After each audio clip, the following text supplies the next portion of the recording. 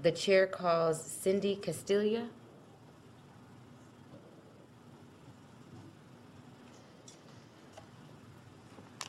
And Ms. Castilla, if you could state your name, who you represent, and your position on the bill, please. All right, let me pass these on. All right, I'm going to act like it's still evening and say good evening, Madam Chair and committee, because that feels better. I'm Cindy Castilla. I am against this bill. I just had picked one bill to testify on. We're against, I'm with Texas Eagle Forum, I'm sorry. I'm president of it, and I'm also testifying for myself. We're against any of these moves to not just stay where we are and hold the line on this. There are consequences to decisions, and the decision to make less consequences or easier consequences for doing something that for some people it might be safe and easy. For other people, it's not disputed anymore that using marijuana can cause you mental health issues, psychotic episodes, manic depressive disease disorder, and schizophrenia. I have a nephew who struggles with all of that now because of a pot episode. It's real, and it changes their life. It is not liberty. It is not a great way to live. It causes you medicine for the rest of your life. You know, there are a lot of issues with that. I was doing a study on housing in America and the problems about, around housing and homelessness. And I started looking at the map, and I've studied marijuana for a long time. And I'm looking at the map of where it's decriminalized, legalized, medical use. And I thought, this, I think, matches.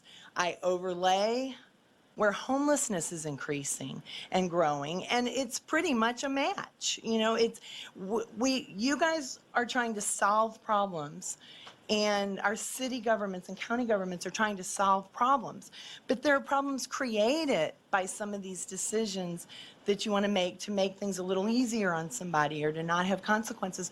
But just because there aren't consequences, it doesn't make it still the best choice. And so children will use more younger people use where pot is legalized. I could not get this on my computer. I'm sorry, I tried to send it. Green and red are legalized or medical marijuana.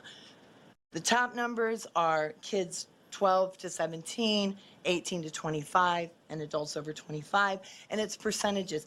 Texas is way down here. Do we want to vote for our kids to move up here? We don't want to. Okay, in 2018, there were 211 deaths of little children through neglect or abuse. 85 of the deaths, the perpetrator or the parent in charge, whoever was in charge, was using pot. That's a big percent. There was no other substance that was used more than there. 108 had been former users. That's just big. In Colorado, 54.4% of high school children who smoke pot say they have driven right after smoking pot. That is not a good number. We don't want those kind of consequences for our state. We don't want that. And the states that have done this, they're not necessarily making things better for their state. You might make it better for a couple of kids, but a couple of kids, a lot of times it's your decision that got you where you are. And you can sometimes make a better decision. And I think for our whole state, we make a better decision by keeping this tighter and looking at data and look what happens in places where it's legalized. Thank you for your time. Members, are there any questions for the witness? Thank you so much for staying. Thank you. The chair calls John